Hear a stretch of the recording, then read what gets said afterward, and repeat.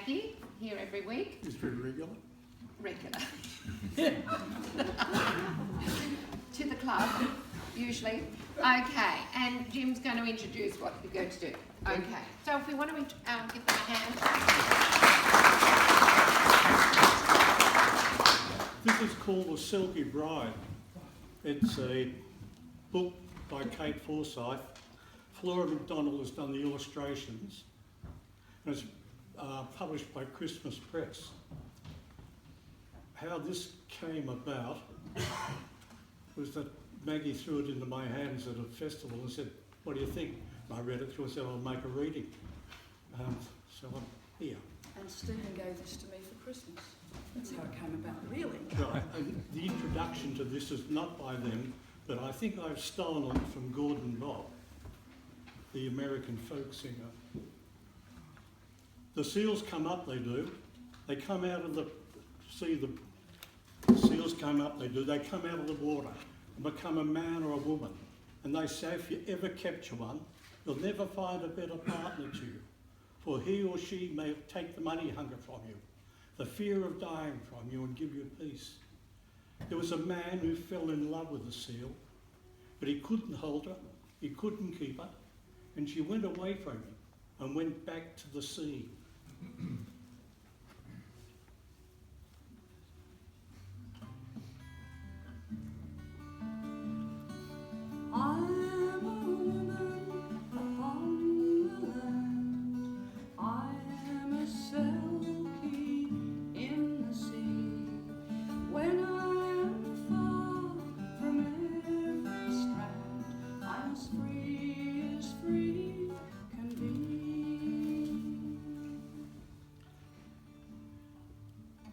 A long time ago, on Midsummer's Eve, as the sun was setting over the wild ocean waves, a young Scottish laird named Dougal McPhee was riding home to his stern grey castle. A faint haunting song reached his ears, blowing on the wind over the cliffs on the shore below. Peering over the edge, you saw a dozen people with wild hair and dark eyes, men, women and children, all with wreaths of seaweed upon their heads, dancing and laughing and playing on the sand. The laird knew at once that he was seeing what few before had ever seen, the silky folk who could cast aside their sealskins and take on human forms to play on shore. A woman as slender and lissom as a willow wand, with waving black hair that hung to her feet, and the biggest, blackest eyes he had ever seen, was singing. I am a woman upon the land. I am a selkie in the sea. And when I am far from every strand, I'm as free can be.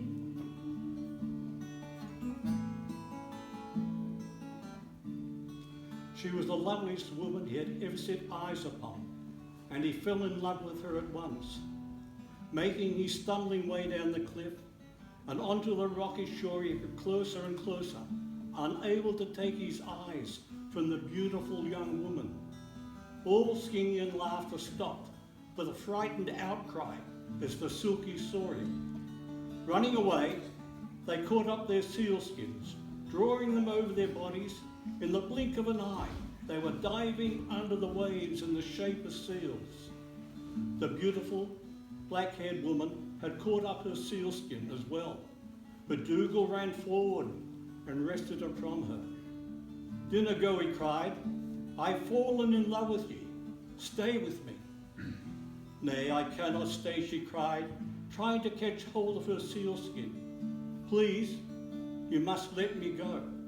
I shall never be happy on the land." But Dougal would not let her go. "Nay, you're mine now. I'll take ye home and marry you, and ye shall be my lady." "Nay, I cannot stay," she cried again. "Please, I was born of the sea, and to the sea I must return. I shall never be happy on the land. I'll make ye happy, Dougal vowed. He took her home to his castle and locked the silky skin in an old chest where he knew she would never find it. Dougal tried his best to make her happy. He bought his silky golden sinks and rows of coloured velvets, but she only shook her mane of black hair sadly and said, "These are not so soft or fine as my sealskin. Please let me go. I am not happy on the land." When he paid for minstrels and musicians to sing and play for her, she only turned her face away. "No one can sing like a Selkie. Please let me go. I am not happy on the land." But he would not let her go. Summer turned to winter, and the Selkie Bride sat in the window and stared at the sea, singing as if her heart was breaking. So sad and lonely am I since we met. I wish I could swim on my way. Ye do not care, but I fear and I fret, while I long for the touch of sea spray.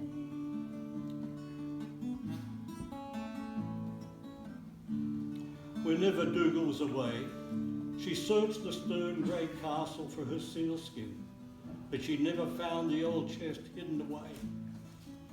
Winter turned to spring, and then to summer once again, and the Selkie Bride gave birth to a beautiful baby girl with waving black hair, slow black eyes, and webs between her fingers and toes. Dougal named her Marilla, which means shining sea. His Selkie Bride held the baby close and said nothing. Many more summers and winters passed, and Marilla grew to be a wild and winsome child, always happiest when she was collecting shells and making wreaths of seaweed, playing at the edge of the sea where the foam broke.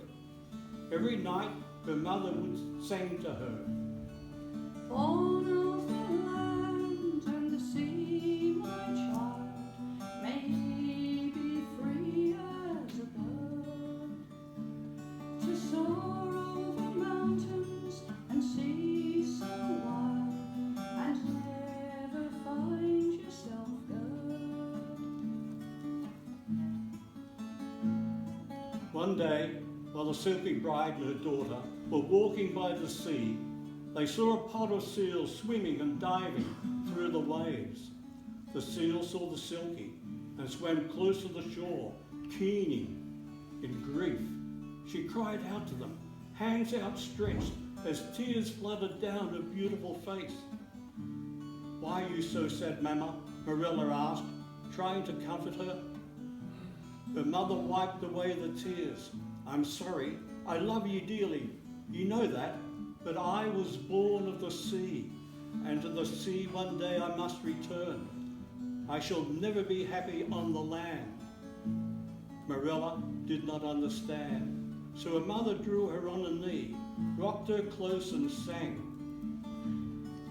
"I am a woman upon the land. I am a Selkie in the sea. And when I am far from every strand, I'm as free can be."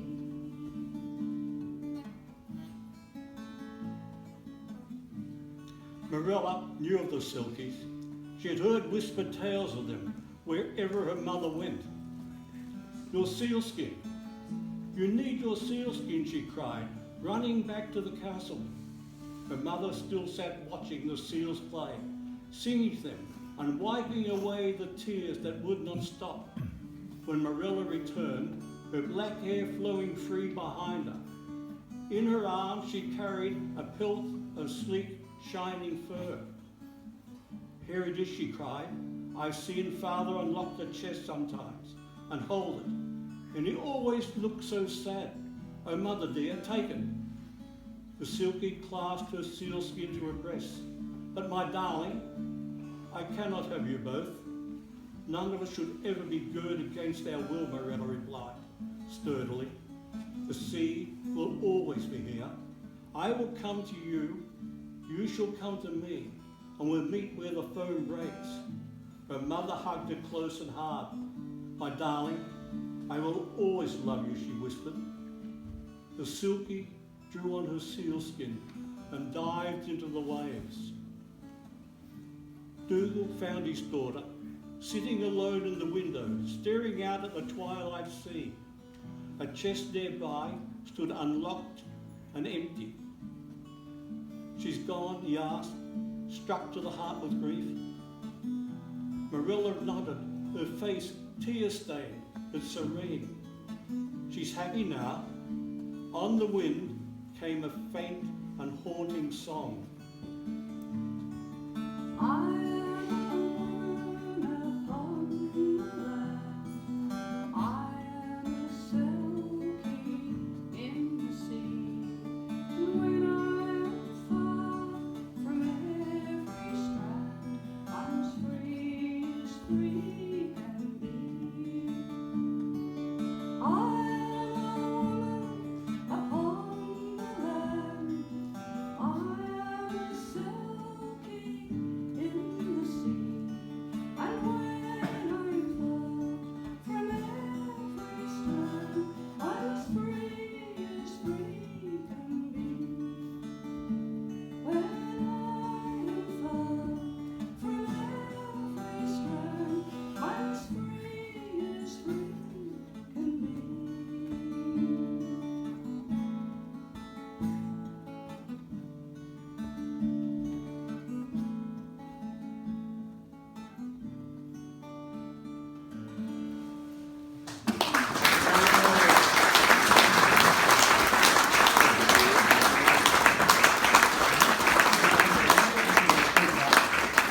If anybody wants to look at the beautiful illustrations in this book, they can come and see me at the back.